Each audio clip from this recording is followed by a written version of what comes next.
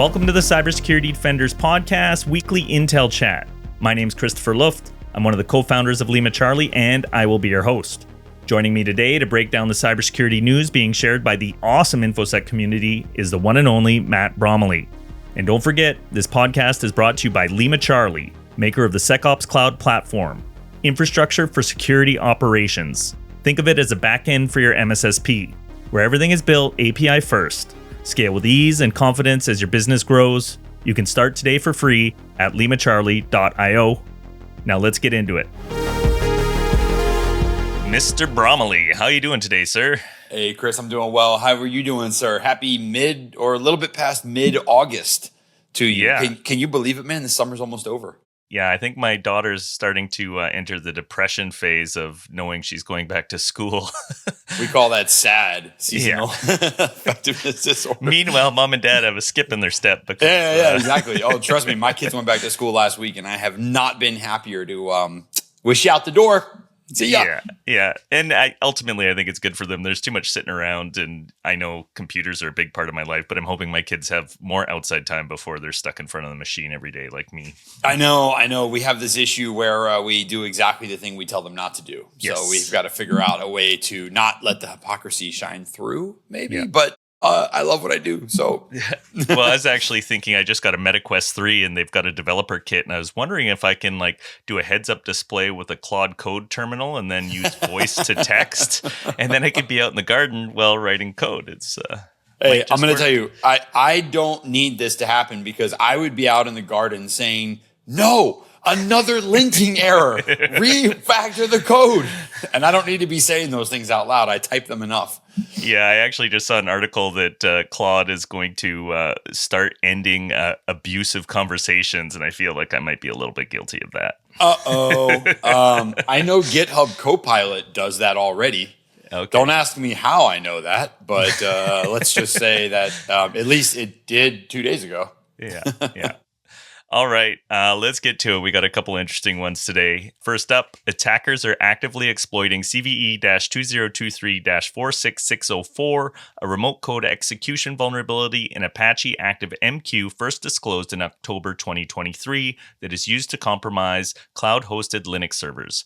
Red Canary, which uncovered the campaign, observed the threat actors initially performing reconnaissance across multiple systems using the flaw. After gaining access, they selectively target only a subset of machines for further activity, deploying varying tool sets depending on the environment. In some instances, they used the Sliver C2 framework to gain full remote control, while in others, they created persistent access tunnels using Cloudflare tunnels. What's particularly notable in this campaign is the attackers' operational security approach. After compromising a server, they patch the very same ActiveMQ vulnerability they had exploited, effectively preventing the threat actors or security tools from detecting the original access vector. Red Canary suggests this step was designed to both obscure the initial intrusion method and safeguard their exclusive access. On at least one compromised server, the attackers modified the SSH configuration to allow root login, a setting typically disabled by default, ensuring maximum privilege for future access. So, Matt, it looks like the bad guys have taken your advice to heart and are patching. They finally did. Yeah, we're in a phase now where if you don't patch it, bad guys will compromise it and will patch it for you. Why not? This is, I found this one to be really interesting. A hat tip to the folks over at Red Canary, number one. Kind of zoomed in and highlighted on the part where we view the adversaries actually going in and cleaning up after themselves. First off, Chris, it's a 2-year-old vulnerability. Like they all are. But then the adversary basically went in through an exploit. And I think this is actually pretty typical of kind of like kinetic break-ins and stuff like that. You know, they found a loophole and it's kind of like, the front door is super guarded and secured. And they found, the back door was just kind of held together by like a string lock or something. So they went in and then fixed the back door so that no one else could get in, but then left a window open off to the side where no one else knew what was going on or whatnot. And, I think that's a pretty smart way, in a weird way, but a smart way to maintain persistence. You prevent another adversary from getting in, one. Two, I'm not sure if this particular threat actor, the one who's deploying Drip Dropper here, if they've run into any sort of kind of multi-stomping ground before, Chris. I've actually worked in multiple investigations in my life where you've had multiple threat actors in the same environment. And sometimes they steer clear of each other, and sometimes they're stomping on each other without even realizing it. But I'm wondering, kind of like, of all the things that you could do, why go this route? Is it to prevent it from being scanned and detected, or is it to block another threat actor from potentially getting in? That would really be my question for them, because I could easily see, like, I could see patching the system in hopes that the system doesn't show up on a vulnerability scan and then doesn't get patched, thus eliminating your entry vector. But I'm kind of torn on the other side of it, Chris, because if a system typically doesn't allow for root SSH logins, and then you enable that, well, that creates a whole series of logs for easy analysis and stuff. So I'm looking at it a little bit like, wow, you really traded one noise for another, which makes me think that there might be another incentive, such as, hey, I know the guys down the street are also going after this particular CVE, and I want to get there first. Yeah. It almost feels like planting a flag as opposed to ensuring persistence. Yeah. Yeah, it's interesting to think about it that way. Following the establishment of access, the attackers deployed a novel malware loader named DripDropper, which was an encrypted PY installer ELF binary protected by password. Its command and control communication used a hard-coded Dropbox token, allowing it to operate under the radar by leveraging a legitimate cloud platform.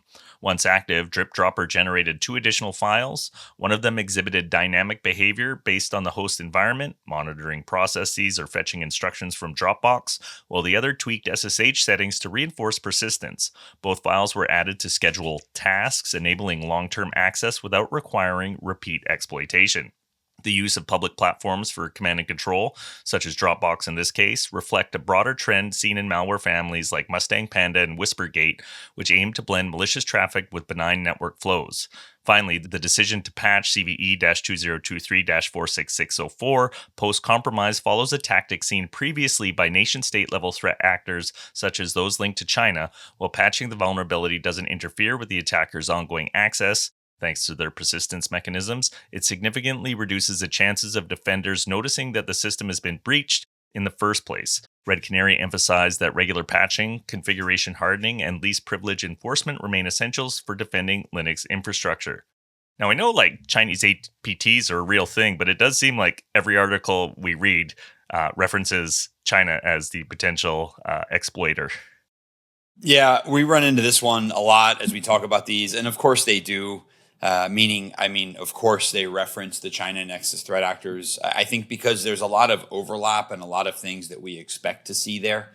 There is a larger, not larger, but there's a large group of China Nexus threat actors, whether they're UNCs. We've talked about this on previous episode, whether they are the UNCs or whether they are the known APTs. APT 41, for example, was known to subcontract out some of their work to other adversaries. And I think when you kind of have this massive global network sprawl, Chris, it ends up kind of identifying almost everyone's tied in with these guys, unless it's clearly another threat actor or another country, if you will. What I find interesting, though, is this kind of part right here.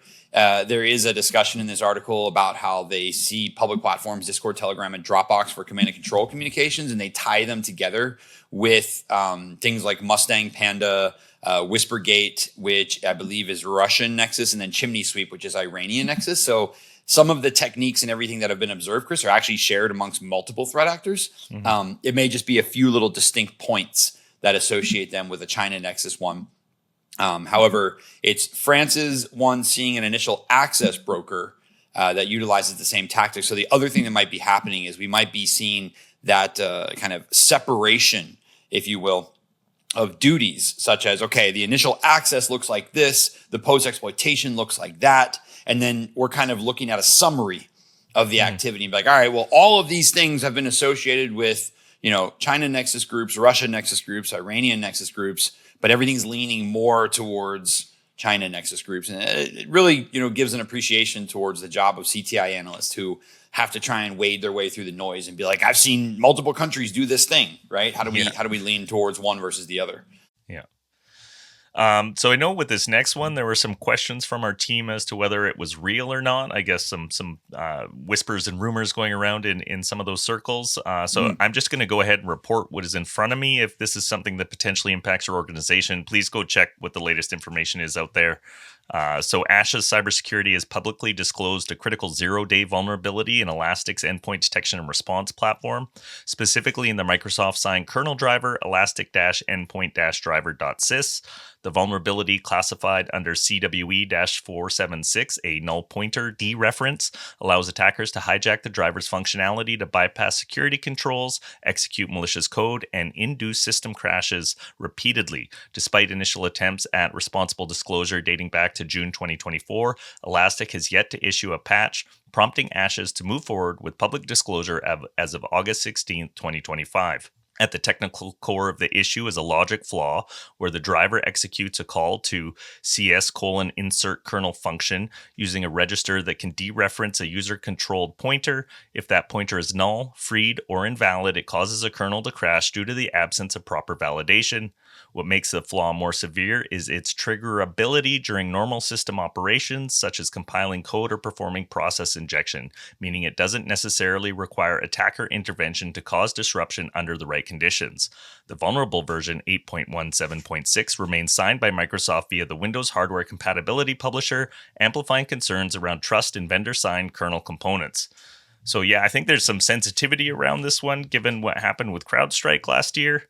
It might be. Yeah, it just might be, Now, Chris, I'll be honest and say, I think, just to be clear for everyone here, I think we're finding, again, if all this is true, I believe we're finding evidence of some academic or security research taking place. I'm not familiar with Ash's cybersecurity as a larger company. It looks like they do SIM testing services and stuff like that, which, makes me wonder how you found a 0-day in Elastic.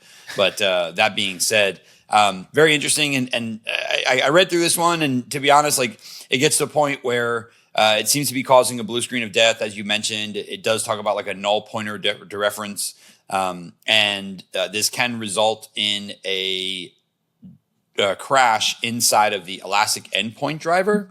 And I think that's what immediately kind of throws it into our purview, if you will, is it enters into the world of security research and a security tool and everything like that. During the analysis, Ash ES cybersecurity, I'm assuming the ES stands for Elastic Security. I'm not sure, but in any event, performs the EDR bypass, loads a custom driver, configures persistence, reboots, and then restarts the target system. So they kind of go all the way on it, if you will. It does talk about what they tried to do from a disclosure process. Interestingly enough, you and I are talking about this 2 days later, so it's 2025. It does mention how, and I'm not sure if this is a typo on the article or not, but they discovered the flaw over a year ago. So I'm not really too sure about that one. I think that might be it says they've been trying to responsibly disclose it with Elastic, but haven't received any kind of official response or patch. So they're saying, okay, we tried the right way, and now we're just going to throw it out into the public and see if that drives some action. So I think that's where there was some questions on whether this is real or not. Yeah, but for 14 months? Yeah. I mean, that's a long time to sit and wait on this thing. So that's why I said maybe for me, that impacts this story if someone's been sitting on this thing for 14 months. Right. And I guess 2 months probably makes a little more sense. 2 months. Yeah. So there might be a typo in the article there, just to see, and maybe they have disclosure information in here. Yeah. Okay. It looks like there was a typo in that article, which we can happy to fix because we're looking at the content. So it looks like 2025, all this has happened over the past 2.5 months or so. Oh. And that makes a little bit more sense, because for a moment I was like, wait a second, you guys have been sitting on this one for a long time. If you can milk that cow a little more, maybe, But no, point being here. So the big takeaways, blue teamers, if this is real, if this is legitimate, first off, obviously, you've got a EDR bypass. 1, 2, it's signed. 3, it is widely known, and this isn't some sort of a niche endpoint thing. And I guess maybe 4, they're not really getting much of a response from anyone. So they attempted 2 different disclosures, one via HackerOne, one via ZDI, did not get any response. So now they're independently disclosing, and here we are. I just want to let everyone know that Chris and I talk a lot about disclosures and what is a good disclosure, what's a bad disclosure. People who publish code on GitHub and just say, hey, this is for everyone to be more secure and things like that. Chris, I think this is an example where we actually have to lean into the researcher more and say, like, they did everything they could. So I'll offer the other part of advice for everyone, which is, if you're an endpoint vendor and something like this happens, respond accordingly and like deal with it. Apparently we do have a response from Elastic, and let's see, there is a response coming back from them saying they are aware that this is particular happening. And the engineering team has found no evidence supporting the claims. So Chris, I think you might have some more discussion about what's happening with this vulnerability, but here we go. We've got some drama now. All right, so ASH's or ASH-ES's proof of concept highlights the practical impacts of this flaw. Their custom attack chain begins with a C-based loader that disables Elastic's defenses. It then installs a custom kernel driver which abuses a vulnerable Elastic component to ensure long-term persistence and system instability. Upon reboot, the compromised driver forces a crash cycle, effectively bricking the machine or leaving it inoperable until offline remediation is performed. This type of privilege denial of service is particularly damaging in enterprise environments where uptime and endpoint stability are critical. More broadly, the situation underscores deep-rooted issues with vulnerability management in commercial security software. The disclosure timeline, beginning with a HackerOne report in June, followed by a ZDI submission in late July, and culminating in independent public disclosure, reflects a systemic breakdown in response processes.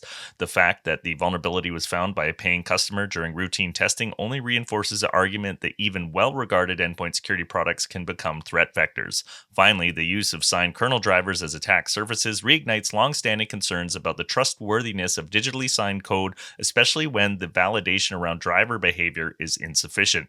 Elastic has not issued any public statement or patch at the time of disclosure. Meanwhile, the lone indicator of compromise published so far is the hash of the vulnerable driver. For now, affected organizations are advised to isolate endpoints running the vulnerable driver version and consider alternative EDR solutions until mitigation becomes available, assuming that this is actually a real thing. We'll see what happens. This might be one where we have to kind of wait and see. Reading through this one a little bit more, I mean, I can certainly see both sides. The researcher, I think, went into some pretty specific detail about what they saw and how it ended up. Elastic came back and said, nope, it was a different driver. It wasn't our driver at all. So we'll continue, I think, to see what happens here. Yeah. And it does appear to be a popular topic on our internal forum these days. At least a dozen ransomware groups are now deploying kernel-level EDR killers, tools designed specifically to disable endpoint detection and response solutions as part of their malware arsenal. This development enables threat actors to bypass almost every major security vendor software, escalate privileges, disable protections, and move on to encrypt and exfiltrate data. One of the latest to adopt this approach is Crypto24, a relatively new ransomware strain that has already targeted close to 24 enterprises in finance, manufacturing, tech, and entertainment since April. Crypto24 operators are using a custom version of Real Blinding EDR, an open source tool originally created to disable EDR products. Their customized variant targets a hard-coded list of 28 major security vendors, including Sophos, Bitdefender, Kaspersky, Fortinet, Trend Micro, and SentinelOne, and disables kernel-level callbacks by extracting the vendor name from driver metadata. Notably, in some observed incidents, attackers use legitimate administrative tools such as gpsscript.exe to remotely uninstall Trend Micro's Vision 1 EDR, but only after having obtained administrative privileges during early stages of compromise. Yeah, this one's definitely an eye-opener about how sophisticated threat actors are starting to look at ways to take out the tools before you can detect them. Just a little bit, right? I think this is yet another progression. It's not a new progression, but yet another thing for us to realize is that adversaries are, not just trying to find out ways to exploit operating systems and vulnerabilities, but also looking to exploit and turn down the security tools. Hat tip to the security tools because they clearly see them as a threat because they're trying to shut them down, and hat tip to security teams that lean on them. But the flip side, Chris, of course, is if it's what you're leaning on and the adversary disables your visibility, you're blinded by I want to say blinded by the light, but blinded by the real blinding EDR. Yeah. Bringing this up here, interestingly enough, It talks about the operators of Crypto24, a newish ransomware group that's hit 24 companies around the world, if you will. Looking at the kind of real blinding EDR, this thing's actually fairly old. Not fairly old. It's a little bit old. It was last modified a year ago, but it does go through and talk about some of the various things of how this works. How the particular code works, the EDRs that it's able to bypass or kill. And interestingly enough, it's actually got 3 effects that the tool is able of doing. And Chris, I know you're going to talk a little bit more about the group themselves, but I just want to bring this focus up for our listeners and for blue teamers and defenders out there. The goal of this project is one of 3 things, either to, and I'm going in reverse order here, kill AV or EDR, permanently turn it off or disable it, or blind it, which is interesting. And here it makes it impossible to monitor any process or thread activity, file landing, registry deletion, high privilege handle acquisition, and other sensitive behaviors. Interestingly enough, they even quote in here, not killing it directly is to ensure it maintains communication and therefore does not show that it's been disconnected. And I think that is one of the biggest kind of false comforts that security teams lean on quite often is, the EDR is checking in, it must be working. Yeah. And this is why a lot of times we always say, like, if you can lean on N+2, or I should say N+1 sources for telemetry, minimum 2, that will help capture either side of what's happening. An adversary disabling a single tripwire and then being practically invisible is a little risky these days because these capabilities do exist. It's much better to say, hey, where can I insert multiple tripwires, or where can I combine multiple types of telemetry in order to still capture what the adversary is doing, just in case they are able to skip over one. And having some detections on streaming logs alongside streaming your EDR logs or and stuff network like that. traffic, New account creation, privilege escalation, all that kind of stuff. Absolutely. And there's multiple things to lean on there. And there's platforms that combine the telemetry and make it super easy to analyze. I understand, like, not everyone can deploy full packet capture, but you can get network metadata. Not everyone can deploy multiple endpoint agents. I wouldn't suggest that, but you could deploy an endpoint agent and forward event logs to a central repository. You could also, use point in time or kind of precision-based tools, which is, hey, an adversary who rolls into an environment and they deploy something like this, they might be blind, or they might blind an EDR on a particular system or two, but at some point they're not going to be able to stay hidden. Right? Eventually, Chris, they're going to move 1s and 0s in the wrong location, and an alarm will get tripped somewhere, or at least it should. And just having visibility and eyes on glass there is going to be the best way to detect this type of thing. Yeah. So Crypto24 is not the only group investing in these tactics. Sophos reports that at least 8 other ransomware operations, including Ransom Hub, Medusa, Blacksuit, Quilin, Crytox, Dragonforce, Lynx, and Inc. or INC are similarly deploying EDR killer prior to ransomware payload execution. Many of these groups have adopted evolved versions of a tool derived from EDR Kill Shifter, a kernel mode attack framework that abuses signed but vulnerable drivers to disable EDR software. First spotted in August 2024 in use by Ransom Hub, EDR Kill Shifter has since been retooled by multiple crews, often with unique builds for each operation to avoid signature-based detection. In one documented case, Ransom Hub used a proprietary EDR killer that looked for a malicious kernel driver signed with a compromised certificate and identified by a randomized 5-letter name. Upon locating it, the malware executed a Bring Your Own Vulnerability Driver, or BYOVD, attack to load the driver and exploit it for kernel-level access. This access enables threat actors to disable security defenses, gain persistence, exfiltrate data, and move laterally without triggering alerts.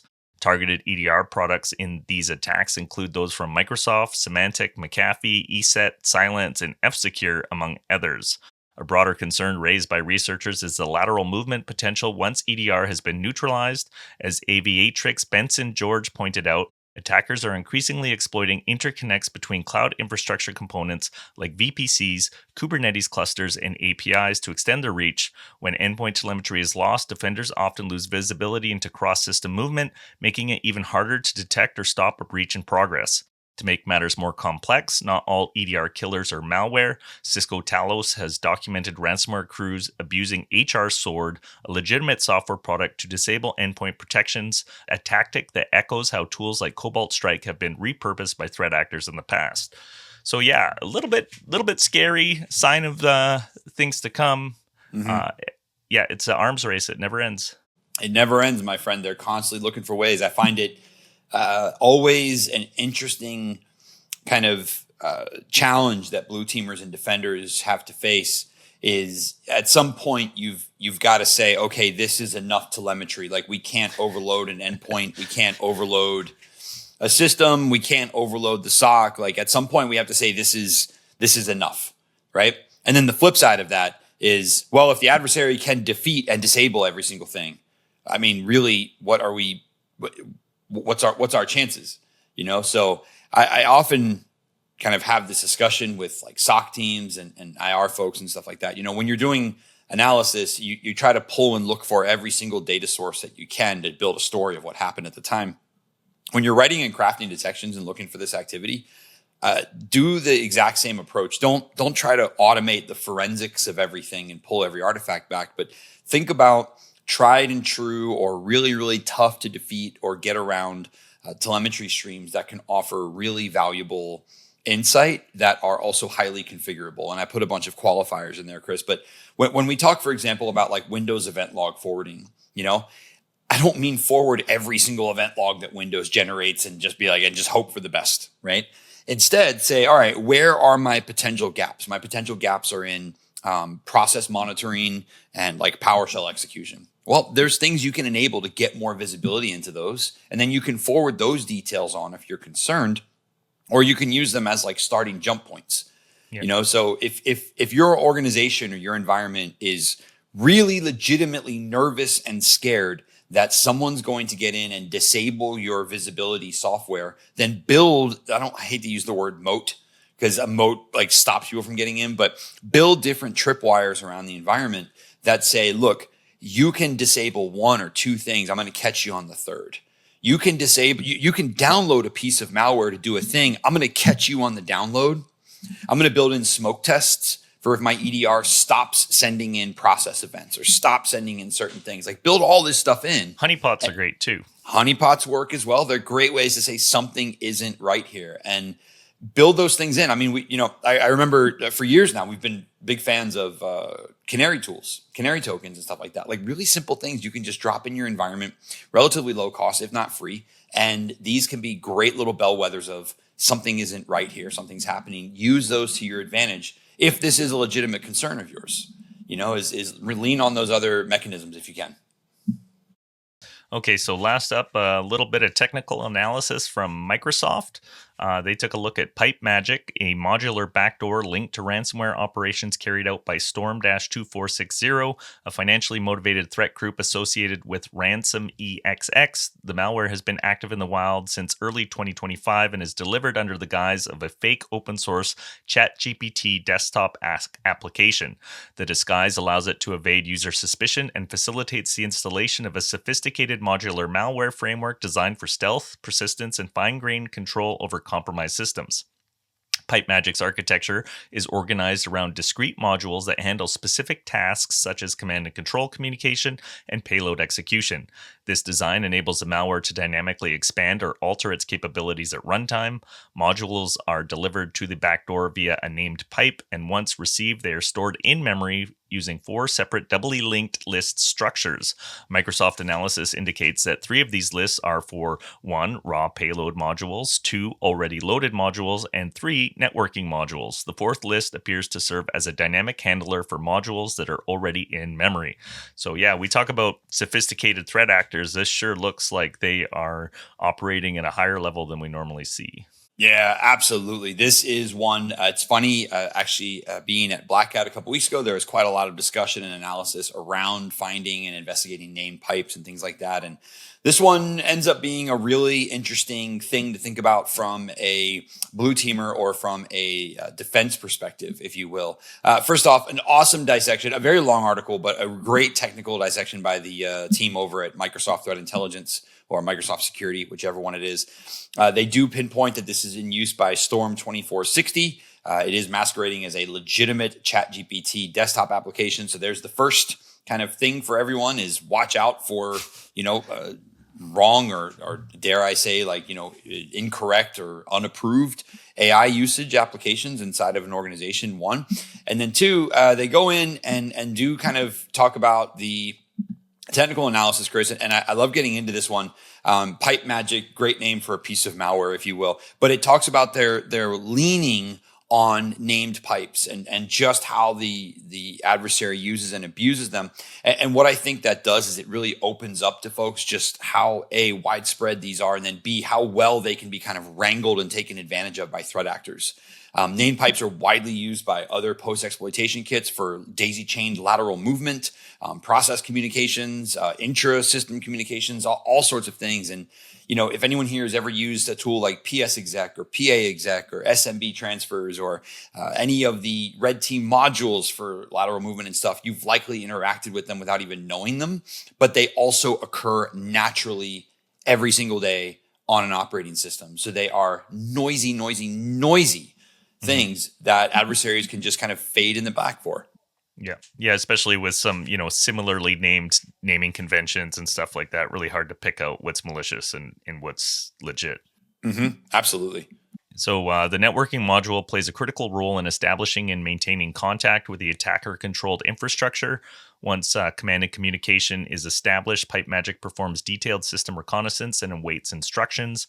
According to Microsoft, based on commands from the CNC server, the backdoor can A, execute its core payload, B, trigger a specific module, or C, relay messages back to the attacker, D, terminate the networking module and communication, or E, invoke all active modules with specific arguments. This capability provides Storm 2460 with a high degree of operational flexibility during post-exploitation phases. PipeMagic's backdoor functionality includes module enumeration and removal, process enumeration, recollection of system metadata, and even self-deletion. The malware's memory is a memory resident deployed without touching disk and further obfuscates its presence by modularizing functions typically found in traditional monolithic backdoors. Microsoft emphasizes that the use of a zero-day exploit, CVE-2025-29824, in conjunction with this modular malware highlights a significant increase in adversary sophistication. The exploit was used to gain initial access and attacks spanning the US, Europe, South America, and the Middle East.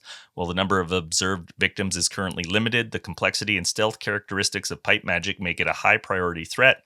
Microsoft concludes that exposing the malware's internal is key to disrupting the continued use and increasing the cost of operations for its operators. Yeah, something like this is, got to be some high-level APT looking to exfiltrate data and do some long-term damage.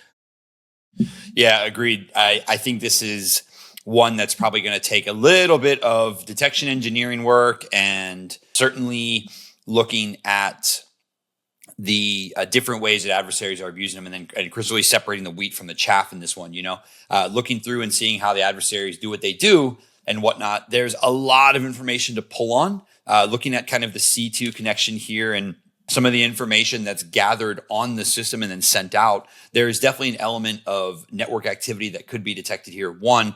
Two, I think this is yet another example where leaning in on different types of telemetry are going to be a really valuable source for detections and for blue teamers out there. But I'll add one little final part on this. This is where threat intelligence is going to be critical as well, Chris. This is where building in and integrating threat intelligence into your telemetry, your analysis, and what you're doing. You want something that comes back and identifies the various capabilities, strings, tooling, and functionality inside of PipeMagic, and then surfaces that on the list. Surfaces that in your analysis and stuff, and says, "Hey, I'm looking at 1,000 named pipes over the past 2 weeks across an entire enterprise. These 20 are clearly evidence of malicious activity. Let's go. As opposed to, well, let me just see what's in there and kind of doing statistical analysis or leaning on it. You'll identify it's malicious or suspicious at least, or at least an anomaly, but knowing it's bad allows you to move a little bit faster with this. Yeah. So I would say this is another indication of where lean on the technical analysis that these security teams are doing out there and integrate CTI on what you're doing, folks. And you'd be surprised at how fast you can get to better results. Yeah. And this kind of research is just great for the community at large, because if you think about how much resources going into developing something like this, if we can just blow it out by making some IOCs available, that's going to put more costs on the attackers and make their life more difficult. Absolutely. And I will drop one other little note in here really quick. We are talking about a Microsoft article. It builds on analysis from, I believe they call it out ESET, but they have integrated protections into the Microsoft suite. So if you're hearing this and you're a Microsoft customer, you may or may not be protected there. But for everyone else, and we're not here to promote Microsoft, we're here to say for everyone else, double check with your vendors, make sure it's out there. And I'll offer one little final tip on this. Shadow AI, for lack of a better term, is becoming a big issue in a lot of organizations. I hear someone talk about this almost daily, where people are just downloading random AI applications because they want to use it or they're used to using ChatGPT or whatever it might be, and they're not considering the implications of what that means or what the software might be capable of. So building a corporate policy around AI is another way to, I know we're talking about named pipes from an adversarial perspective and malware capabilities, but I want to zoom out and say one of the things that they've been successful for, as I mentioned, is distribution of a fake ChatGPT application, which once again, I don't want my users downloading this thing. So lots of pivots on ways we can protect the enterprise there. Yeah. Awesome, Matt. Looks like we're at the end of another one. Can't believe it. We made it. We made it. I don't know what number it is, but we're here. Yeah. And next week, I'm going to have some new swag boxes to show off. So if somebody wants to fire us an email at defenders@limacharlie.io and give us some feedback on the show, doesn't even have to be good. I will happily send you a t-shirt. So, yikes. I mean, we'd like the good feedback, but we'll take the bad feedback too. Yeah, the point is to improve. So yes, anything you got. Yeah, absolutely. Chris, always a pleasure being here with you. Yeah, take care, sir. See ya. And that brings us to the end of another Intel Chat. You can support this show by sharing your favorite episodes with a friend or subscribing and giving us a rating or leaving a comment on your chosen podcast platform. If you want to be part of the conversation and access the intel we talk about in real time, you can join our community forum at community.limacharlie.io. Thanks for listening in, and we'll see you on the next one. The Cybersecurity Defenders podcast is hosted and produced by Christopher Luft. The show is co-produced and edited by Sam Blake with graphics by Amr Al-Khatib. Sponsored by LimaCharlie, scalable infrastructure for your security services. Visit limacharlie.io to get started for free.